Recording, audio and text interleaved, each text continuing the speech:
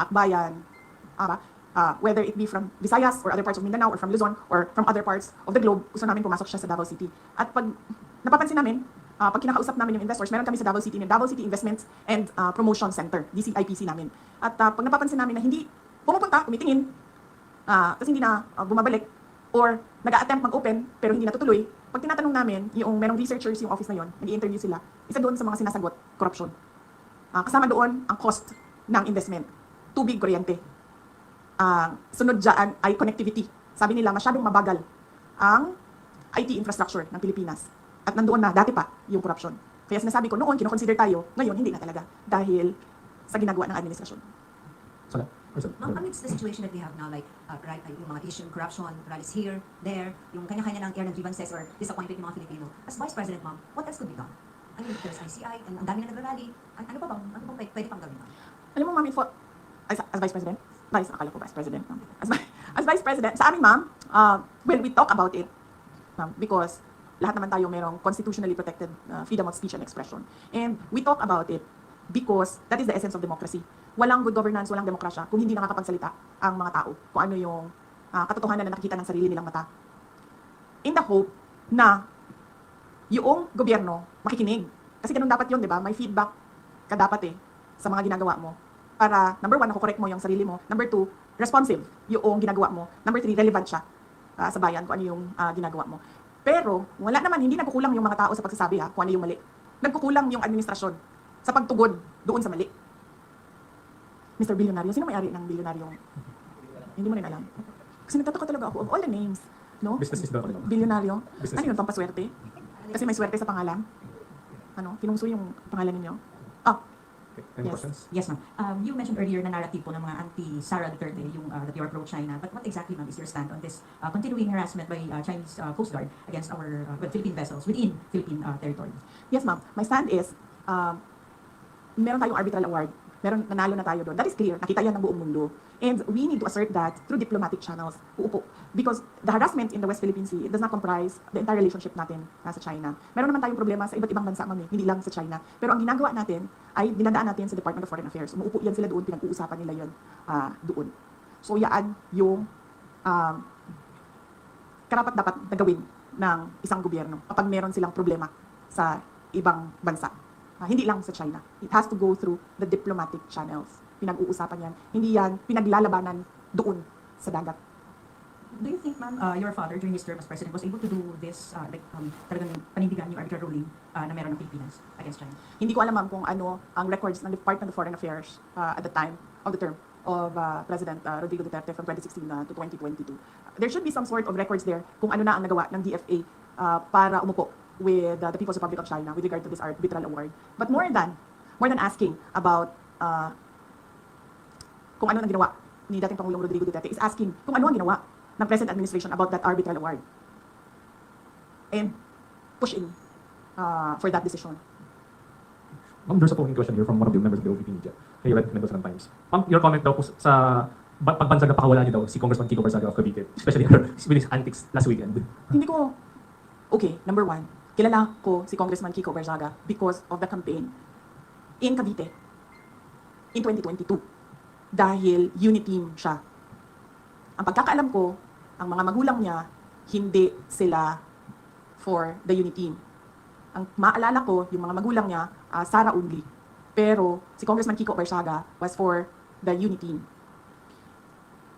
Hindi ko alam kung nagkausap man kami from that time na nakita kami sa kampanya hanggang ngayon, kung meron man, pero ang huling maalala ko na nagkausap kami is doon sa rally ng uniteam sa kanila, sa Dasmariñas, Cavite. Hindi ko pakawala si Kiko Barzaga. Sa tingin niyo ba, sa personality ni Congressman Kiko Barzaga, isa siyang tao na ma-handle ng kahit sino man? Diba? Nakikita niyo naman yung kanyang independence sa pag-iisip Nakikita niyo din yung kanyang lakas ng loob. Nakikita niyo din yung prinsipyo niya. Ang example ko na lang dito ay, unang-una, yung mga magulang niya, hindi uniteam yun si Kiko Barzaga uniteam. Hindi yan nakikinig sa mga magulang niya, ibig sabihin.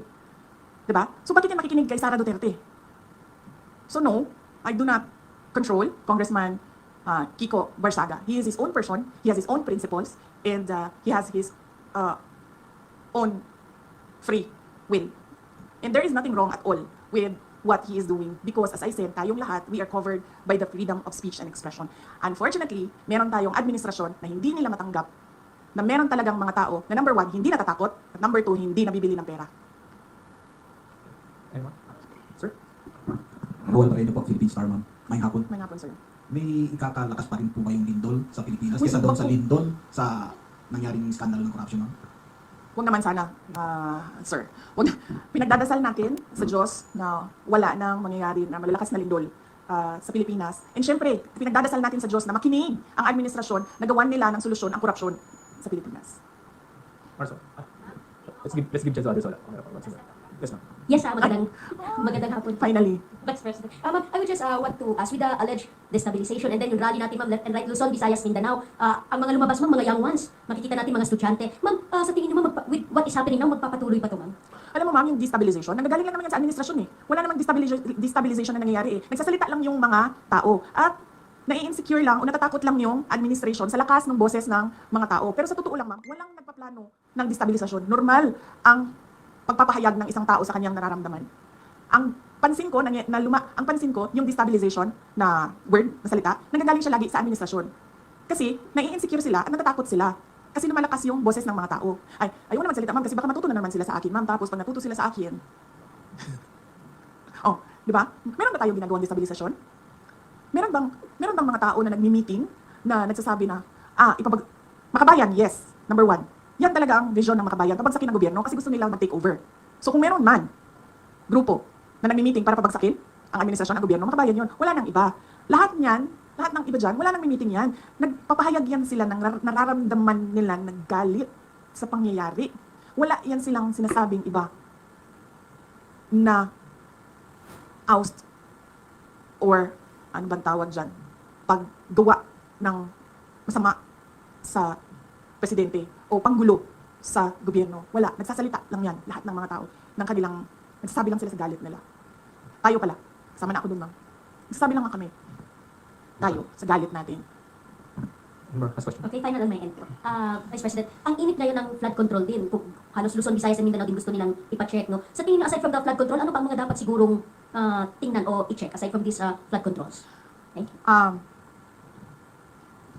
Yung una nang sinabi ko, ma'am, no, yung listahan na ginawa nila para sa Department of Education. Worthy yun, natingnan kung sino yung mga sinulat ni Martin Romualdez na mga congressman na makakatanggap sa school building program fund.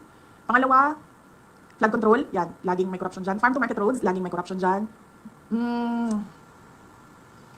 Yung pagsira ng highway, ma'am, bagong highway sirain, tapos sementohin natin ulit. Anong tawag dun sa ganun? Road repairs. Road repairs? Road reblocking, no? Ang tawag dyan? Oh, yan, ma'am. Nakikita ko yan lagi, ma'am. Sa highways, kahit sa Mindanao, non-stop. Every year. Ayos, sirain, ayusin, sirain. Yan. Last question. Marcel. Ma'am, kasama sa pagpapahayag ng kanilang galit, may ilang grupo ng panawagan ay Marcos resign. Do you share the same sentiment? No, ma'am. I never said Marcos resign. Ang sinabi ko, ma'am, unang-una, magpa-drug test siya. May challenge na siya galing kay Attorney Vic Rodriguez. And that is a hanging open challenge na hanggang ngayon, ayaw niyang gawin. Na sinasabi ko, that is a betrayal of public trust because when you are president or vice president, you consecrate yourself to the service of the nation. Ibig sabihin nun, ibibigay mo na yung sarili mo sa bayan. Ibig sabihin nun, yung katawan mo, hindi na yan sa iyo sa bayan na yan. Yung pag-iisip mo, hindi na yan sa iyo sa bayan na yan. Therefore, pag sinabi ng bayan na magpa-drug test ka, hindi ka pwedeng magsabi ng hindi. And therefore, that is betrayal of public trust. Na pangalawa, yung pagpirma niya ng kaduda-duda na budget. That is a culpable violation of the Constitution. Yan ang sinasabi ko, nasagutin niya na hindi niya sinasagot. Ang ginagawa nila, naghahanap sila ng mga tao na aatakihin nila para nakakalimutan yung tanong sa kapasidad ng Pangulo na maging leader. So hindi ka rin supportado, ma'am, ipanawagan ng ilang grupo na Marcos Never ask him to resign. That is a pointless call, ha? Hindi magre-resign yan. Nakita niyo ba yung tatay? Ilang taon yun? 20 years. Ilang years yung senior? 20. 20 years? Oh, that is a pointless call, ha? Tingnan niyo yung DNA niya na ayaw yan umalis ng pwesto. So, Marcos resign is a pointless call. That is why ako, I am asking him to do his job. Of which, of course, alam na nating lahat na hindi niya ginagawa. Okay. Ha? Last. Ay, Ano oras? Wala na kasi tayong gagawin pagkatapos nito. Ano ba gagawin natin pagkatapos nito? Wala na, di ba? Ay, meron pa pala. Ano oras natin? Oh, akala ko mag-misa na after. Di ba 5:30 yung misa? Okay. Sige. Regarding lang po sa proposed budget for 2026 ng OVP, with the project or program of OVP here in Zamboanga City, kung meron man po, be effective if ever mapawasan o totally tanggalin po nila ang budget for OVP sa 2026. Yes, ma'am. Antayin ko na lang yung sagot mo. Ay, antayin ko. Sasagot ako, ma'am, pag nakita natin kung ano yung budget ng Office of the Vice President sa GAA, doon sa batas na. Kasi, ngayon kasi, maghihiring pa ang Senate sa GAB, sa General Appropriations Bill. So, tapos magbabay pa yan. Tapos, pipirmahan pa yan. So, hindi natin alam kung ano talaga yung totoong budget ng Office of the Vice President. Kung hindi natin nakikita yung GAA. Pero since expected po, parang na-expect nyo na talagang babawasan nila yung budget for OVP po, ano yung mga nakikita yung possibilities if ever po?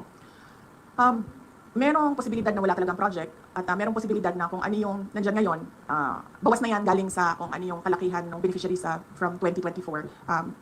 Lumiit na yung beneficiaries for 2025, pero the same pa rin yung projects. OVP Satellite Offices, Disaster Operations Center, libreng sakay, pagbabago a Million Learners Entries Campaign, magnegosyo taday. Ito yung mga taga-OVP, ma'am, na nalilimutan namin kung ano yung mga rice. Yes. Anong makontribute mo sa project natin? Sa listahan ng project, JC. Yan, ma'am. Yan pa rin yun, ma'am. Ang ginagawa lang namin, ma'am, ay kasi lumiliit yung budget, lumiliit din yung beneficiaries, pero hindi nawawala yung budget. Thank you po. Okay. Thank you, ma'am. Maraming salamat. Ma'am, let's have a So, ano picture gagawin ko na? with us. Yeah. With the Zamboanga Media. Dito na lang ako.